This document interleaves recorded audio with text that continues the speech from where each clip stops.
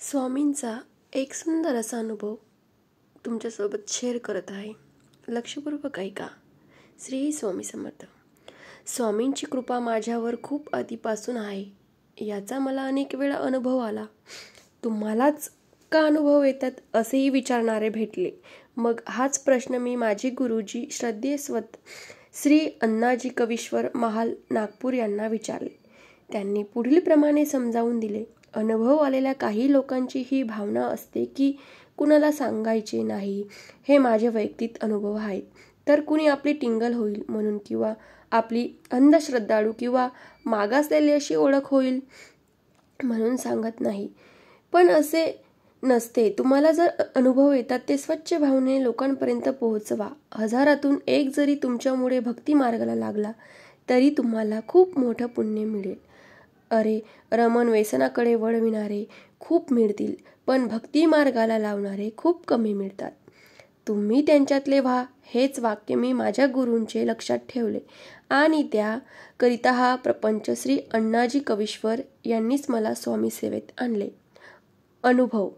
माझ्या वडिलांनी नागपुरात मेन रोड एक दुकानाचा कमरा घेऊन ठेवला, जेणेकरून माझ्या 2 मुलांपैकी कुणाला व्यवसाय करायचा असेल तर कामात येईल या भावनेतून. पण त्यावेळेस आम्ही दोघेही भाऊ लहान असल्याने तो कमरा किरायाने एका व्यक्तीला भाड्याने दिला की जेव्हा आपल्याला गरज राहील तेव्हा तो कमरा खाली करून देईल. या बोलीवर बराच काळ गेला. माझे संगणक विषयात शिक्षण पूर्ण झाले, पण नोकरीच्या संधी सर्व बाहेरूनच यायच्या. वडिलांची इच्छा होत नव्हती बाहेर पाठवायचे. आजच्यासारखी त्यावेळेस मनस्थिती नव्हती राहत पालकांची असं वडिलांची म्हणणे होते की मोक्यावर आपला चांगला मोठा दुकानाचा कमरा आहे, तेथेच तू एखादा व्यवसाय कर, मग आमचे ठरेल. त्याप्रमाणे बाबा त्या व्यक्तीला बोलले की आम्हाला आता गरज आहे, तुम्ही कमरा खाली करून द्या. त्या व्यक्तीने तिथे दातांचा दवाखाना टाकला होता. परंतु द्या, मग मी खाली करतो, नाहीतर खुशाल कोर्टात जा अशी धमकी देऊ लागला. त्यावेळेस म्हणजे 1994-95 हा 1 लाख म्हणजे खूप मोठी रक्कम होती. त्यावेळेस मला नुकतेच श्री अण्णाजी भेटले होते आणि मी श्री स्वामी समर्थ सेवेत लागलो होतो. स्वामींचे नागपुरात मोठे मंदिर व्हावे याकरिता आमची धडपड सुरू होती. नागपुरात बेसा येथे स्वामींचे मोठे मंदिर झाले. यामागे हेच अण्णाजी यांचीच प्रेरणा आहे. माझा प्रॉब्लेम मी श्री अण्णाजी यांना सांगितला. ते म्हणाले की तू नामस्मरण करीत राहा आणि रोज सकाळी हनुमानाचे दर्शन घे, पण लक्षात ठेव, वेळ एकच ठेवायची, ती कधीच टळली नाही पाहिजे. नित्यक्रम सुरू झाला. दिवस गेले, महिने गेले. माझे काम नियमित अखंड सुरू होते. नागपुरात ठिकठिकाणी स्वामींची आरती आयोजित करणे, जप यज्ञ करणे, स्वामींचे फोटो प्रिंट करून विकणे, या माध्यमातून मंदिराकरिता देणगी गोळा सुरू होते. माझी खाजगी नोकरी सुरू होती. असे एकंदर चालू होते. माझा भाडेकरू त्रास देतच होता. त्याचे प्रचंड मानसिक दडपण होते. एक दिवस अण्णाजी माझ्या घरी आले आणि त्यांनी स्वतःहून विचारले, काय रमण, काय म्हणतो तुझ्या भाडेकरू? आणि मंद मंद हसू माझ्याकडे पाहत होते. अचानकपणे मला काय झाले, माझे स्वतःवर नियंत्रण नाही राहिले. मी त्वशाने उठून उभा राहिलो. मी अगोदर फार तापट स्वभावाचा म्हणून कुप्रसिद्ध होतो आणि म्हणालो, अण्णाजी काही झाले नाही, तुम्ही ती सेवा सांगितली, काही उपयोग नाही. मला वाटत नाही तुम्हाला आणि तुमच्या स्वामींना फक्त मला राबवून घ्यायचे आहे. अहो अण्णाजी, तुमच्या स्वामींच्या मागे लागण्यापेक्षा 4 मवाली हाताशी धरले असते तर आजपर्यंत माझे काम झाले असते. अजून बरंच काही. थोड्या वेळाने सर्व शांत झाले. अण्णाजी जागेहून उठले, माझ्या खांद्यावर हात ठेवला. आता पण ते मंद मंद हसत होते. थोडा वेळ थांबले आणि निघून गेले. असेच 8-10 दिवस गेले. एक दिवस रात्री माझा तोच किरायेदार एक टेम्पो घेऊन आला. सर्व सामान त्याने त्या क्लिनिकमधले त्या टेम्पोमध्ये भरले.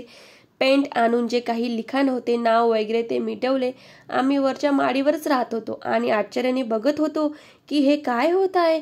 तेवढ्यात तो वरती आमच्या घरी आला आणि बाबांना म्हणाला, ही घ्या तुमची चाबी. मी रूम खाली केली आहे. बाबा म्हणाले, तुम्ही मला डिपॉझिटले 10,000 देऊन जा. त्यावर तो उत्तरला, नको, मला डिपॉझिट परत दे, तुम्हीच ठेवा. आणि ताडताड निघून गेला. आचार्य, जो व्यक्ती रूम खाली करायचे 1,00,000 मागत होता तो आज स्वतःचे 10,000 पण परत घेईना.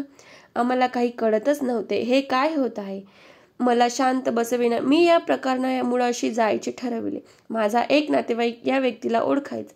त्याला गाठले आणि या प्रकरणी अधिक माहिती काढण्याची विनंती केली. तो नातेवाईक या किरायदाराला भेटला गेला. त्याला किरायदाराने सांगितले की तो शासकीय दंत महाविद्यालयात नोकरीला आहे आणि खासगी प्रॅक्टिस पण करीत होता. याची कुणीतरी मंत्रालयात तक्रार केली आणि मंत्रालयातून महाविद्यालयात पत्र आले. त्यानुसार महाविद्यालयाने याला कारणे दाखवा नोटीस दिली आणि बरखास्त या करण्यात घेऊ नये विचारणा केली. म्हणून याने ताबडतोब रूम खाली केली. त्यावेळेला दौलतराव हाये वैद्यकीय मंत्री होते. या संदर्भात दुसऱ्याच दिवशी तो मुंबईला जाणार होता. नातेवाईकाने हे आम्हाला सांगितले आणि विचारले की तुम्ही तक्रार केली काय बाबा? सांगितले की हा व्यक्ती शासकीय नोकरीत आहे हेच आम्हाला माहीत नव्हते. आता खरी कथा पुढे आहे. मुंबईवरील हा किरायदार परत आला आणि एक दिवस सहज माझ्या नातेवाईकांना रस्त्यावर भेटला. तेव्हा त्याने सांगितले की मंत्रालयात गेल्यावर त्याला कळले की त्याचा परिचित कुणी बाबू होता. त्याने सांगितले एक म्हातारे गृहस्थ आले होते. त्यांनी सरळ मंदिरकडे जाऊन तुमची लेखी तक्रार केली होती आणि त्या तक्रारीवर माननीय मंत्र्यांनी चौकशी आदेश दिले. मग याने विचारले की त्या गृहस्थांचे नाव सांगू शकता का? तेव्हा त्या बाबूने ती फाईल मागवली. आश्चर्य, फाईलमध्ये सर्व कागदपत्र व्यवस्थित पण तक्रार तेवढी गायब. त्या बाबूने वर्णन केले.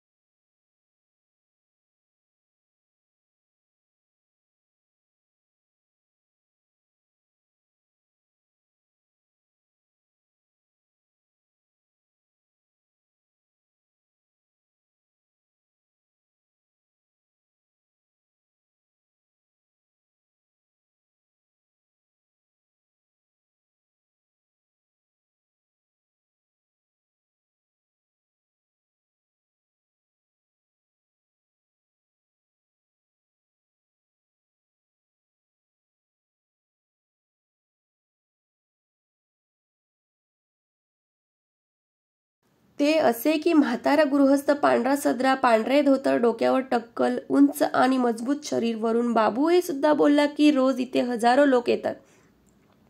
पण हा माणूस कसा काय माझ्या लक्षात राहिला देव जाणे. आणि मुख्य म्हणजे हा डायरेक्ट साहेबांच्या कॅबिनमध्ये गेला. मग मला साहेबांनी बोलावून घेतले. मनही लक्षात आहे. किरायदाराने विचारले की तुम्ही तर माझ्या घर मालकाचे नातेवाईक, तुम्ही अशा कुठल्या नातेवाईक किंवा परिचितीला ओळखतात काय? खरं सांगायचे म्हणजे असे कुठलेही व्यक्तिमत्व आमच्या कुटुंबात नाही. ते कोण होते हे मी सुद्धा सांगायची गरज नाही. काही काळाने त्या ठिकाणी मी संगणक प्रशिक्षण संस्था सुरू केली. उद्घाटन नाही करणे, अक्कलकोट वरून स्वामींच्या